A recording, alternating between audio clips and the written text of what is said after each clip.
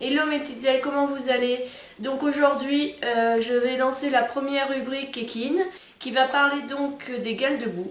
Donc tout d'abord, je vais faire un petit disclaimer. Je ne suis pas vétérinaire. Moi, j'aide juste à vous donner des petits conseils pour soigner. Maintenant, si vous voyez que ça ne part pas, c'est pas sur moi qu'il faut compter, c'est sur votre vétérinaire. Je veux bien qu'on soit d'accord. Si jamais ce que je vous donne comme astuce ne marche pas, il faut vraiment appeler votre vétérinaire ou prendre conseil de vos proches. Qu'est-ce que la gale de boue? La gale de boue, c'est une inflammation bactérienne qui apparaît sous forme d'inflammation et qui forme des croûtes et des crevasses au niveau du pâturon.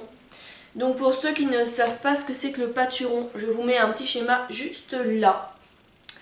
Et faut pas s'inquiéter parce que c'est pas une gale contagieuse. On appelle ça la gale de boue, mais c'est pas contagieux. Quelle en est la cause? Donc vous allez voir qu'il y a beaucoup de causes. La cause numéro 1, c'est l'humidité et la boue.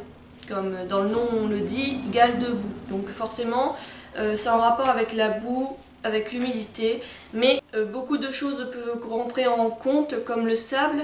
Si votre pâturon est plein de sable et tout ça, ça va abraser, ça va faire des irritations avec le frottement. Et ensuite, avec l'humidité et tout ça, ça risque de former encore une fois une gale de boue. Pourtant, votre cheval n'aura pas été dans la boue. Il faut faire attention aussi aux chevaux dans les box, parce que si la litière est souillée et qu'elle n'est pas assez changée, pas assez propre, il y a aussi grande chance que ça irrite les pâturons et à nouveau que ça fasse de la gale de boue. Il y a aussi, encore une fois, tout bête, quand vous douchez votre cheval, vous douchez que ce soit juste les jambes ou juste tout le corps, l'eau elle va couler jusque dans ses pâturons et si vous n'enlevez pas avec une serviette correctement l'eau, ça va donc faire une zone d'humidité et de chaleur. Et du coup il y a aussi encore une fois grande chance que ça crée une gale de boue. C'est pas un problème qui survient que l'hiver parce que du coup avec la photosensibilisation vous pouvez avoir de la gale de boue en été ou si vous avez douché votre cheval et que donc vous avez laissé l'humidité dans le pâturon. Vous pouvez très bien avoir de la gale de boue en été, c'est pas un problème, donc faites super gaffe à ça. Pour la photosensibilisation, ça touche surtout les chevaux à balsane blanche, peau très fine, ou les chevaux blancs ou de robe très claire. Comment éviter la gale de boue? Donc pour éviter la gale de boue, c'est assez simple. Déjà, numéro 1, il faut éviter les zones de piétinement.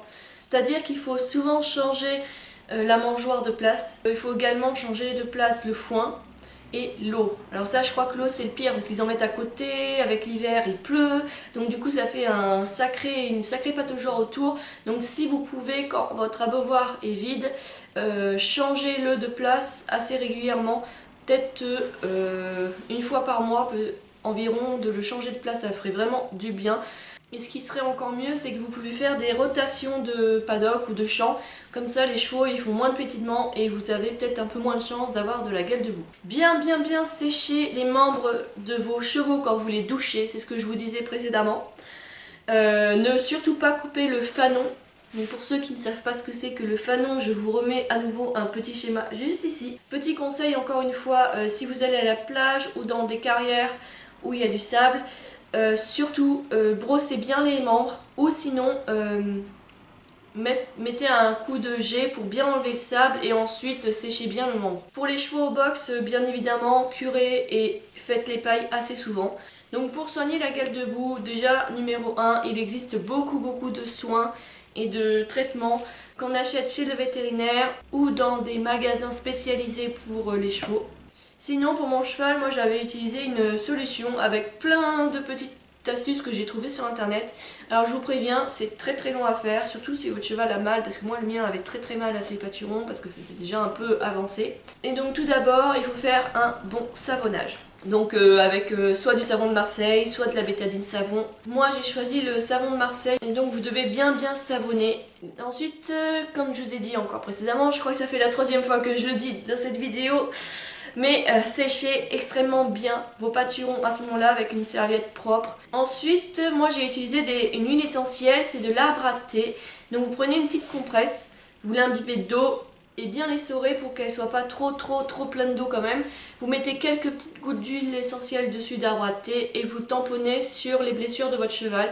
Ça va permettre qu'il ait moins mal. Ça va permettre d'apaiser les brûlures et les démangeaisons de votre cheval. Après ça, je vous conseille de bien sécher le pâturon encore une fois pour que l'humidité ne s'installe pas. Il faut surtout pas que l'humidité s'installe.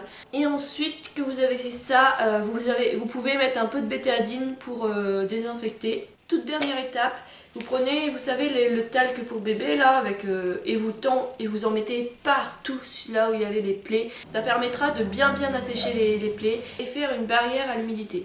Vous commencez ça sur tous les membres.